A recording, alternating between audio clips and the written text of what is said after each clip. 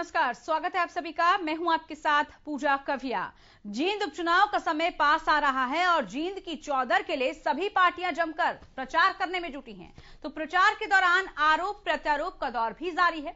जींद में प्रचार के समय कैबिनेट मंत्री रामविलास शर्मा ने पूर्व मुख्यमंत्री हुड्डा पर जमकर निशाना साधा और जाट आरक्षण आंदोलन के दौरान हुई हिंसा के लिए उन्हें जिम्मेदार भी बताया।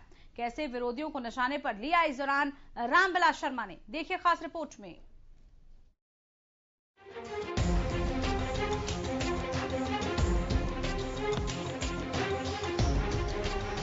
जैसे जैसे उपचुनाव की तारीख पास आ रही है, वैसे वैसे जींद में जुबानी जंग भी बढ़ता जा रहा है। जींद की सत्ता पाने के लिए सभी पार्टियों ने अपनी पूरी ताकत झोंक रखी है। जिले में प्रचार के साथ ही आरोप प्रत्यारोप का दौर भी जारी है। जींद में प्रचार के दौरान कैबिनेट मंत्री रामविलास शर्मा ने विरोधियों पर जमकर वार किया। इस दौरान रामविलास शर्मा ने पूर्व सीएम भूपेंद्र सिंह हुड्डा पर हमला बोलते हुए बड़ा बयान दिया।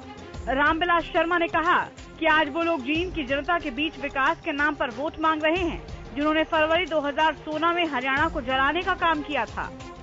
इतना ही नहीं, रामविलास शर्मा ने इशारों ही इशारों में पूर्व मुख्यमंत्री पर वार करते हुए उन्हें जाट आरक्षण आंदोलन के दौरान प्रदेश में आगजनी के लिए जिम्मेदार ठहराया। चौधर तो पहले भी रोहतक की थी, कौन सी चौधर लेके आएंगे? वो चौधर लेके आएंगे? 19, 20, 21 फरवरी को रोहतक कैसे जल गया, धू धू करके कैसे जल गया, नरवाना जल गया, जींद जल गया। कौन सी चौधर की बात कांग्रेस कर रही है? न सिर्फ पूर्व मुख्यमंत्री बल्कि कांग्रेस उम्मीदवार रणदीप सुरजेवाला को भी रामविलास शर्मा ने अपने निशाने पर लिया और कहा कि जींद की जनता को प्रवासी नेताओं से सावधान रहने की जरूरत है। रणदीप जी सुरजेवाला तो ऑलरेडी कैथल के विधायक हैं और राहुल जी उनके बिना उदास हैं। जब से वो चुनाव में आए हैं तो राहुल जी के साथ बैठने के लिए इधर उधर वो देखते रहते हैं, वो उदास हो रहे हैं। या तो कैथल की जनता से धोखा हुआ है या जींद की जनता के साथ धोखा हो रहा है। It is a farce. Ramvilas Sharma ने इनेलो पर निशाना साधा। कैबिनेट मंत्री ने इनेलो की कलह को देवीलाल के सिद्धांतों के लिए नहीं, ओम प्रकाश चौटाला की विरासत के लिए चल रही लड़ाई बताया। मैंने इस बार विधानसभा में भी अभय सिंह जी को एक सलाह दी थी। मैंने कहा दोनों आपस में लड़ोगे तो ये ठीक नहीं होगा। और मैंने ये भी कहा था कि चौधरी देवीलाल की विरासत तो बीजेपी के अंदर है। अजय सिंह और अभय सिंह तो ओम प्रकाश जी चौटाला की विरासत की लड़ाई है। चौधरी देवीलाल की विरासत तो हमारे साथ है। तो जींद की चौधर की लड़ाई फिलहाल अपने चरम पर है। कोई भी पार्टी सत्ता के सेमीफाइनल को अपने हाथों से गंवाना नहीं चाहती।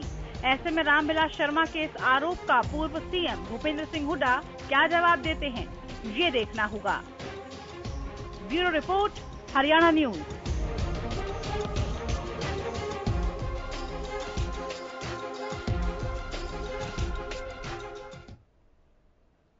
तो देखा आपने जींद की जंग किस तरह से आगे बढ़ती हुई नजर आ रही है। एक दूसरे पर जुबानी हमले हो रहे हैं, एक दूसरे पर तंज कसे जा रहे हैं।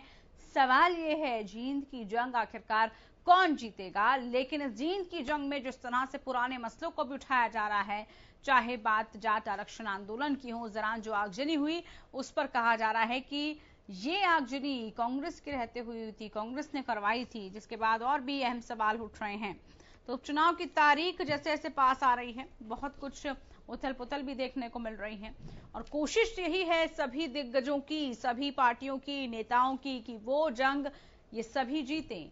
लेकिन इस दौरान जिस तरह की बयानबाजी हो रही है, एक दूसरे पर निशाना साधा जा रहा है, कोई भी समय ऐसा नहीं छूट रहा या कोई भी ऐसा मौका नहीं छूट रहा जहां पर इस तरह की बयानबाजी ना हो।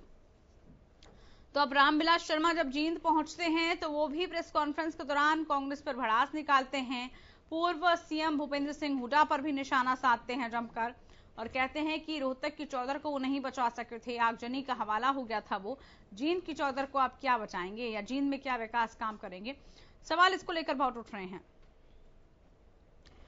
तो इधर इशारों ही इशारों में पूर्व मुख्यमंत्री पर वार करते हैं, बोलते हैं कि जाट आरक्षण आंदोलन के दौरान प्रदेश में आगजनी के लिए वो जिम्मेदार हैं। साथ ही रणदीप सुरजेवाला को तो वो कहते हैं कि प्रवासी नेता हैं और ऐसी प्रवासी नेताओं से हरियाणा की जनता को, खासतौर पर जींद की जनता को सावधान रहना चाहिए। तो रणदीप सुरजेवाला पर तो कभी प्रवासी होने का इल्जाम लगाया जा रहा है तो कभी कुछ और। फोन लाइन पर हमारे साथ जवाहर यादव जी जुड़ चुके हैं, नेता बीजेपी। नमस्कार जवाहर यादव जी, आवाज मिल रही है? हाँ, धन्यवाद, मुझे आपकी आवाज मिल रही है। जवाहर यादव जी, जिस तरह से एक के बाद एक जुबानी हमले चल रहे हैं जींद उपचुनाव को लेकर, रामविलास शर्मा भी यहां पर विवाकी के साथ नजर आए और कांग्रेस पर जमकर प्रहार करते हैं, क्या कुछ प्रतिक्रिया बीजेपी पर इसकी? देखिए, कांग्रेस ने अपने कार्यकाल में इतनी गड़बड़ी कर रखी है, उस पर रामविलास जी का, भाजपा का और देश का, हरियाणा के एक साधारण नागरिक भी कभी भी प्रहार कर सकता है। चाहे उनके भूमि घोटाले हों, चाहे उन्होंने सेक्शन 4 और 6 को करके और किसानों को जिस तरह डराया और बाद में वो जमीनें पूंजीपतियों ने खरीद ली और उन पर लाइसेंस दिए गए, वो विषय हो, चाहे जिस तरह से हमारी सरकार के बीच भी उन्होंने माहौल खराब करने का काम किया हो प्रदेश का, वो विषय हो। तो इन सब विषयों को लेकर कांग्रेस के विषय है, किसी भी चीज में, चाहे नौकरी लगाने का विषय हो, चाहे पूंजी निवेश का विषय हो, चाहे रोजगार देने का विषय हो, इन सब पर भारतीय जनता पार्टी की स्थिति बेहतर रही है। और कांग्रेस ने भेदभाव की राजनीति, क्षेत्रवाद की राजनीति, जातिवाद की राजनीति और केवल अपनों के लिए राजनीति, ये कांग्रेस के आज तक का चरित्र है। ठीक है, कांग्रेस से भी प्रतिक्रिया ले लेते हैं। आप रहिएगा जवाहर जी हमारे साथ। ललित नागर जी हमारे साथ कांग्रेस से विधायक जुड़े हैं। ललित जी नमस्कार, आवाज मिल रही है? हाँ जी नमस्कार। ललित जी, जींद की जंग में लग रहा है सभी जुबानी हमले कर रहे हैं एक के बाद एक, और खास तौर पर रणदीप सुरजेवाला पर बड़े निशाने और काफी कुछ उन पर कहा जा रहा है, प्रवासी नेता तक उनको करार दिया जा रहा है। इधर ये भी कहा जा रहा है कि वो तो चाइनीज लाइट की तरह है, 15 दिन चलेंगे और उसके बाद फिर वापस कैथल चले जाएंगे। क्या प्रतिक्रिया है इस पर? नंबर एक बात यह है कि जो सबसे मजबूत नेता होता है उसी से तो हर आदमी ये कहता है कि हमारी उससे टक्कर है। आज बीजेपी से पूछते हैं, वो कहते हैं रणदीप सुरजेवाला कांग्रेस से टक्कर है। इनेलो से पूछते हैं, बोला रणदीप कांग्रेस से टक्कर है। और तीसरी पार्टी कोई और है, उससे पूछते हैं, वो भी कहते हैं रणदीप सिंह से टक्कर है। जो मजबूत होता है उसी से टक्कर होती है, और जो सबसे मजबूत होता है, जिताऊ और जीतने वाला कैंडिडेट होता है, उसी के सब खिलाफ बोलते हैं। कमजोर के खिलाफ कोई मैं उत्तर देना चाहता हूँ। जवाहर जी, कहा जा रहा सबसे स्ट्रांग है, इसीलिए क्या सब वाकई में बीजेपी भी कांग्रेस को ही सबसे ज्यादा ताकतवर इस वक्त मान रही है? देखिए, एक तो हमारे नेता का ये बयान कि हमारा रणदीप सुरजेवाला से मुकाबला है, मैं इससे सहमत नहीं, हमारा कोई बयान नहीं, क्योंकि ये सीट अभी तक इनेलो के पास थी। अगर इस सीट को हम किसी से छीनेंगे तो वो इनेलो से छीनेंगे। कांग्रेस तो इसमें कहीं है नहीं पिक्चर में, नंबर एक। दूसरा, ललित नागर जी मेरे बड़े भाई भी और मित्र भी हैं और हमारे माननीय विधायक है। अब ये किसको मजबूत मानते हैं? ललित नागर जी को हमेशा मैं विधानसभा सत्र के दौरान वहां पर देखता हूँ, परंतु जिनको ये मजबूत कह रहे हैं उन्होंने वो तो 6 बार पहुंचे जो अभी तक हुई है उनमें से केवल 6 सिटिंग अटेंड की है। और पास होने के लिए भी 40% मार्क्स चाहिए होते हैं, और ये तो 10% से भी नीचे रहे हैं। यानी कि हरियाणा के 90 विधायकों में सबसे फिसड्डी विधायक, ये मैं रिकॉर्ड पे बोल रहा हूँ, सबसे फिसड्डी विधायक अगर कोई है तो वो रणदीप सुरजेवाला है। इनसे थोड़े बेहतर वो भी फिसड्डी है तो कुलदीप बिश्नोई जी और उनकी पत्नी रही है। ये 3 लोग ऐसे हैं जिन्होंने कभी विधानसभा की नियमात की औपचारिकता निभाई। 6 सीटिंग भी इनकी ऐसी है, क्योंकि मैंने विधानसभा के सत्र सारे अपनी आंखों से देखे हैं, वो भी केवल अटेंडेंस लगाए और चले गए। अगर ऐसा व्यक्ति किसी का प्रति, और दूसरा फिर मैं ललित जी मुझे इस चीज का भी जवाब दे मेरे भाई, कि इस चुनाव को अगर आप हारते हो तो क्या आपकी सीट कम होगी, और अगर आप जीत भी जाते हो तो क्या आपकी सीट बढ़ेगी? तो फिर ये चुनाव क्यों? बिल्कुल बिल्कुल, जब इस चुनाव से, इसके रिजल्ट से कोई फर्क नहीं पड़ने वाला, आपकी स्थिति पर, आपकी दलीय स्थिति पर कोई फर्क नहीं पड़ने वाला, ना हार पर ना जीत पर, तो फिर आपको ऐसा क्यों लगा कि जो विधानसभा के नियमों के अनुसार सबसे फिसड्डी है वो आपको मजबूत नजर आ रहा है? ये तो सेमीफाइनल के जंग देख रहे हैं। ललित नागर जी क्या जवाब देंगे? अटेंडेंस तो पूरी हुई नहीं, कैथल की जनता के साथ खिलवाड़ या जींद की जनता के साथ? मैडम, ये जो कह रहे हैं, एक तो इनसे हमें सर्टिफिकेट की जरूरत नहीं, कि रणदीप सिंह फिसड्डी हैं। ये क्या बात कर रहे हैं? रणदीप सिंह तो कांग्रेस का वो चेहरा है जो दिन में भी चमकता है, रात को भी चमकता है। कैसी बात कर रहे हैं ये लोग? और हमारे बढ़िया नेता हैं, और 31 तारीख को इन्हें पता लग जाएगा कि कांग्रेस फिसड्डी है क्या है। सच बात तो ये है, हमारे साथी हैं, ये भी मैं भी देखता हूँ, कई बार इनके साथ में बैठा हूँ। इनेलो और वो इनेलो की बी टीम केवल अपने तीसरे चौथे नंबर की लड़ाई लड़ रहे हैं ये लोग तो। और जहां तक इनके कैंडिडेट की बात है, इनका तो अपना कैंडिडेट भी नहीं है। उमेद सिंह रेड्डू ने एज ए निर्दलीय नामांकन अपना भर दिया था, और इन्होंने कोई इनके पास और कैंडिडेट नहीं था, तो इन्हें निर्दलीय कैंडिडेट को अपना सिंबल दे दिया। अगर इन्होंने कोई चुनाव लड़ाना था तो इनका अपना कोई कैंडिडेट होता। अरे सर, ये जवाब तो क्या हमारे भाजपा वालों से क्यों ले रहे हो? क्या हमारे कैंडिडेट से मुकाबला करेंगे? और तीसरे नंबर पे एक बात और कहना चाहूंगा, ये इनेलो भाजपा की बी टीम है। हम तो विधानसभा में भी कहते थे, और आज यहाँ पे भी ये दोनों मिलकर चुनाव लड़ रहे हैं। हाँ, मिलकर चुनाव लड़ रहे हैं। जवाहर यादव जी, इनेलो के साथ मिलकर चुनाव लड़ा जा रहा है क्या? देखिए, हाँ, मिलकर चुनाव लड़ रहे हैं। एक तो अगर 10% से नीचे अटेंडेंस होने वाले व्यक्ति को ये अगर अग्नेय मानते, मेरे भाई सूरज मानते हैं जो दिन में खिलता है रात को खिलता है, तो इसका मतलब आप ट्यूबलाइट हो, क्योंकि आप तो अटेंड करते हो सारी की सारी। तो आपको भी ये सीखना चाहिए था रणदीप सुरजेवाला से कि आप भी विधानसभा के सत्र अटेंड नहीं करते, नंबर 1।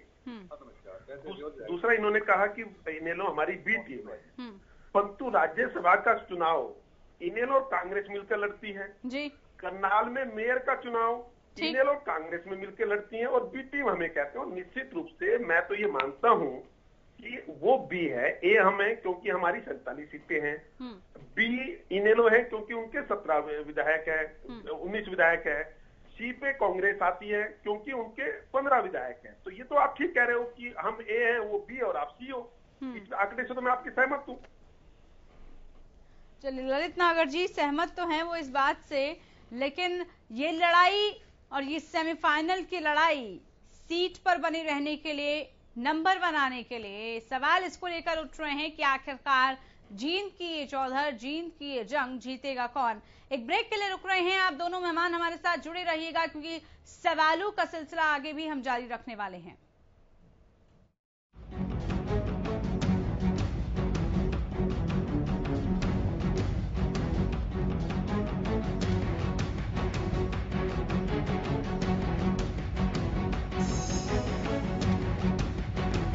ब्रेक के बाद एक बार फिर से स्वागत है आप सभी का। आखिरकार हरियाणा को किसने जलाया, ये सवाल, ये ज्वलंत सवाल एक बार फिर से उठने लगा है, क्योंकि रामविलास शर्मा जब जींद में पहुंचते हैं इसी मुद्दे को उठाते हैं, कहते हैं रोहतक की चौधर की बात करते हैं। रोहतक की चौधर में जला था हरियाणा, और अब क्या जींद को ये बचा पाएंगे, सवाल बड़ा ही गंभीर है।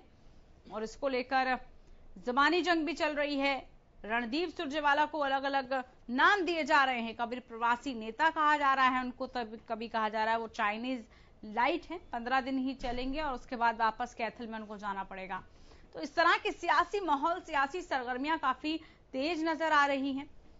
तमाम जो नेता हैं वो एक दूसरे पर जमकर प्रहार कर रहे हैं, क्योंकि जींद की जंग जीतनी है उन्हें, किसी भी तरीके से अपने मंसूबों में कामयाब होना है। प्रचार प्रसार भी तेज हो गया है लगातार। हम वो भी आपको बता रहे हैं कि प्रचार प्रसार के मद्देनजर जो तमाम बड़े नेता हैं, लीडर्स हैं, वो अपने अपने उम्मीदवारों के लिए पहुंच रहे हैं मैदान में, और मैदान जंग के तहत प्रचार भी कर रहे हैं।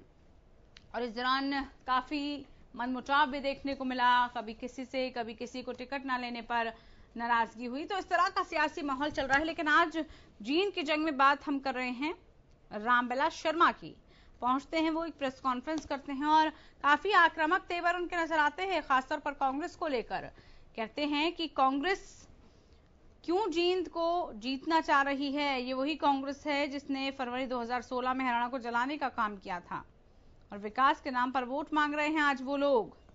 इतना ही नहीं, पूर्व मुख्यमंत्री पर भी जमकर निशाना साधा था उन्होंने, और कहा कि जाट आरक्षण आंदोलन के दौरान प्रदेश में आगजनी के लिए जिम्मेदार ठहराया था उनको।